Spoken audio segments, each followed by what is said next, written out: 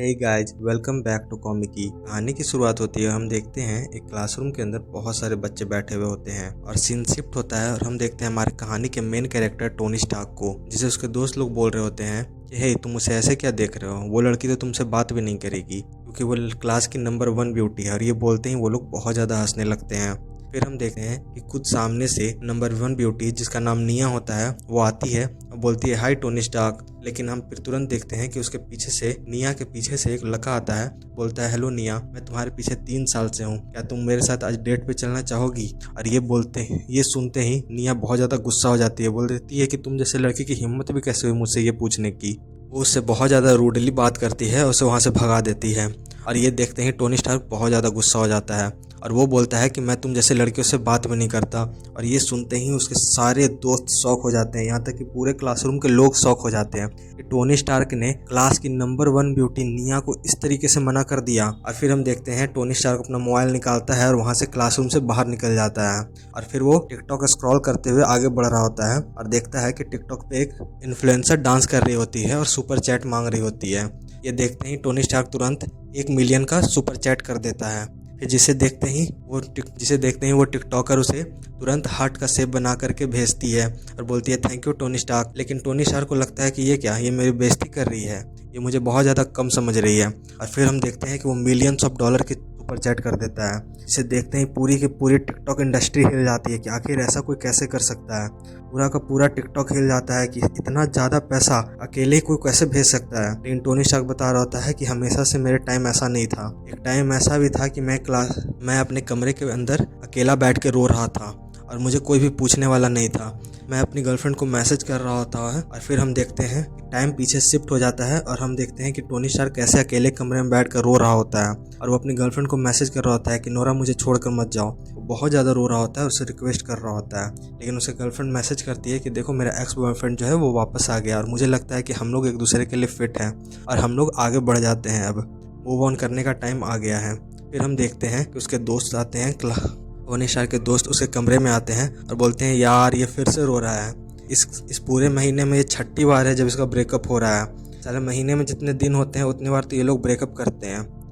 उसके दोस्त बोल रहे होते हैं कि पिछले 3 साल से ये लड़का उस नोरा के नाम की लड़की के पीछे पड़ा हुआ है, लेकिन वो इसे घास डालती ही नहीं है, सिर्फ यही है जो उसके पीछे गर्लफ्रेंड करके पड़ा हुआ होता है। फिर सीन शिफ्ट होता है और हम देखते हैं कि टोनी स्टार्क उस लड़की नोरा के लिए खाना पैक करवा के लेके गया होता है एक अच्छे होटल से, क्योंकि Tony Stark 4 part time job करता है सिर्फ इसलिए ताकि वो अपने घर का खर्चा भी चला सके और उसके साथ साथ इसका भी खर्चा उठा सके। लेकिन वो इसे बोलती है कि देखो मैं नहीं चाहती कि तुम इतना ज़्यादा मेहनत करो मेरे लिए, मैं तुम्हारे लिए बहुत ज़्यादा कंसर्न हूँ, मेरी वजह से तुम्हें बहुत ज़्यादा प्रॉब्लम झेलनी पड़ रही है। और वो बोलती है कि इसीलिए मैं चाहती हूँ कि हम लोग मूव ऑन कर लेना चाहिए क्योंकि हम लोग इतना फिट हो भी नहीं रहा है एक दूसरे के साथ। टोनी स्टार्क भी इस बात को लेकर कहीं ना कहीं एग्री होने लग गया था। लेकिन हम देखते हैं कि तुरंत उसी वक्त पीछे से एक बहुत ही महंगी कार आती है BMW की, जिसके अंदर नोरा बैठ जाती है और उसके अंदर देखते हैं कि उसका पुराना नया बॉयफ्रेंड बैठा हुआ होता है। टोनी स्टार्क ये देख के समझ जाता है कि ये तो वही लड़का है जिसकी एक वाइफ भी है, लेकिन ये फिर भी इसके साथ जा रही है और बोलती है कि ये पैसों के लिए मुझे नहीं छोड़ रही है, आखिर ये किस तरह की लड़की है। और ये बात सोच रहे होते ही टोनी स्टार्क गुस्से से पूरा एक प्लास्टिक की बोतल को एकदम चका देता है। यार बोलती है कि मुझसे पैसों के लिए नहीं दूर हो रही है, लेकिन मैंने तो उससे सच्चा प्यार किया था। टोनी स्टार्क ये सोच रहा होता है कि मैंने उसके पीछे 3 साल अपने बर्बाद किए, लेकिन अब एक बार भी नहीं, मतलब अब मैं किसी के पीछे एक बूंद भी पैसा नहीं बर्बाद करने वाला, न पैसा बर्बाद करने वाला हूँ न किसी के पीछे उम्र बर्बाद करने वाला हूँ, जो होगा देखा जाएगा। और ये बात सुनते ही एक सुपर सिस्टम अपीयर होता है जिसका नाम होता है वेल्थ मेकिंग सिस्टम, जिसका नाम होता है किंग सिस्टम, जिसके मिलते ही जो होस्ट है वो किंग की तरह ज़िंदगी बिता सकता है। वो सिस्टम अपीयर होता है और दिखाता है कि अगर आपने किसी भी लड़की की अफेक्शन को 95% तक पहुंचा दिया तो आपको बहुत सारे एट्रीब्यूट मिलेंगे और जितना भी खर्चा आपने उस लड़की के पीछे किया होगा उसका 10% आपको मिल जाएगा तुरंत के तुरंत आपके बैंक अकाउंट में। इस सिस्टम के अपीयर होते ही टोनी स्टार्क बिल्कुल हैरान हो गया होता है, क्या किंग मेकिंग सिस्टम? लेकिन मैं इसे किंग मेकिंग सिस्टम नहीं बोलूँगा, इसे बोलूँगा मैं girlfriend making system. Tony Stark उस सिस्टम को छूने की कोशिश कर रहा होता है पर उसे छू नहीं पा रहा होता है और गलती से एक लड़की को पकड़ लेता है और फिर वो लड़की हाथ हटाते हुए बोल रही होती है कि हे तुम्हारी हिम्मत कैसे हुई मेरे चेस्ट को पकड़ने की। और टोनी स्टार्क इसके लिए बहुत ज़्यादा माफ़ी मांग रहा होता है। फिर हमारा सिस्टम बता रहा होता है कि जो सामने लड़की दिख रही है इसका नाम है निया, जिसकी अफेक्शन है आपकी तरफ मात्र 15%। अगर आपने इसे 95% तक पहुँचा दिया तो आपको सिस्टम की तरफ से बहुत सारे रिवॉर्ड मिलेंगे। उसके साथ साथ आपने जितना भी खर्चा इस लड़की के ऊपर किया उसका 10% आपको तुरंत मिल जाएगा कैशबैक। और वो सामने से दिख रहे होते हैं कि लड़की बहुत ज़्यादा गुस्सा कर रही होती है, तुम्हारी हिम्मत भी कैसे हुई मुझे इस तरह से छूने की पब्लिक प्लेस में, क्या तुम मुझे हरास करने की कोशिश कर रहे हो, मैं तुम्हें सेक्सुअल हरासमेंट का केस कर दूंगी।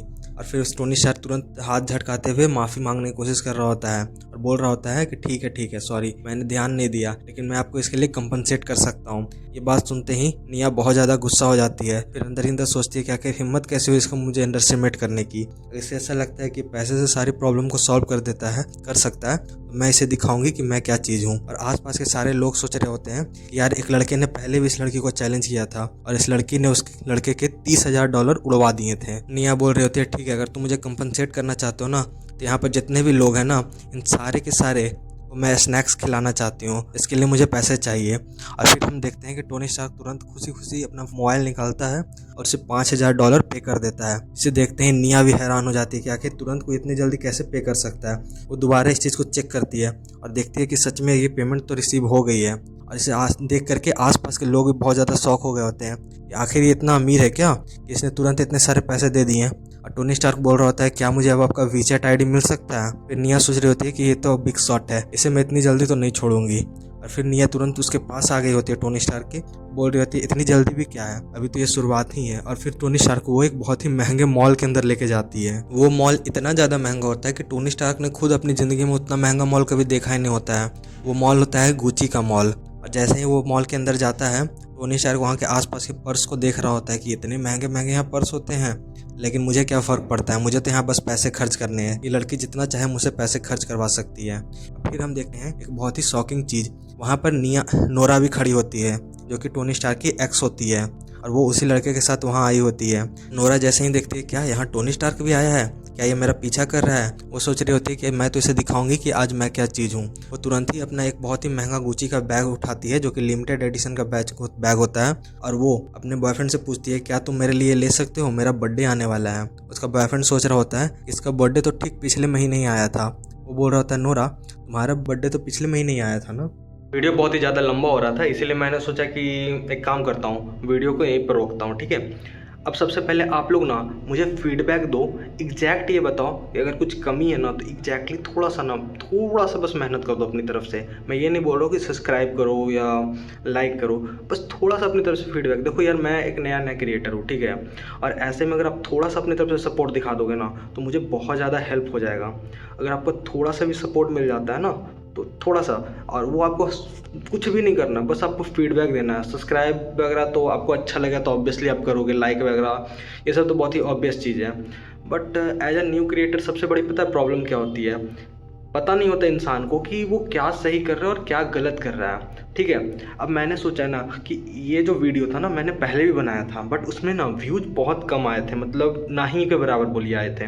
तो मैंने सोचा शायद इसमें कुछ कमी रह गई है, इसलिए मैंने इसे दोबारा शूट किया क्योंकि मुझे लगा कि ये जो मांगा सीरीज है अच्छी, पर व्यूज़ क्यों नहीं आ रहे हैं, ठीक है। लेकिन अगर मुझे ऐसा लगता है ना कि इस पर अगर व्यूज़ नहीं आते हैं तो मैं इट्स माई माउंटेन जो था ना उससे दोबारा से आगे कंटिन्यू करूँगा क्योंकि उस पर अच्छे व्यूज़ भी आ रहे थे और सब्सक्राइबर भी आ रहे थे। तो मुझे लगता है कि शायद वो आप लोगों को ज़्यादा पसंद आ रहा है। देखो यार अगर आप अपनी तरफ से थोड़ा सा फीडबैक दे दो तो ना तो बहुत हेल्प हो जाएगी। वैसे तो मैं आपको समझ रहा हूँ कि व्यूज़ जहाँ आ रहे हैं मैं फिर वही वीडियो बनाने की कोशिश करूँगा। खैर इसको यहीं पे अंत करते हैं। थैंक यू अगर आप मुझे यहाँ तक सुन रहे हो। अगर पॉसिबल हो तो प्लीज़ थोड़ा सा अपना फीडबैक दे दो यार, मैं न्यू क्रिएटर हूँ, मेरे बहुत हेल्प हो जाएगी। Thank you.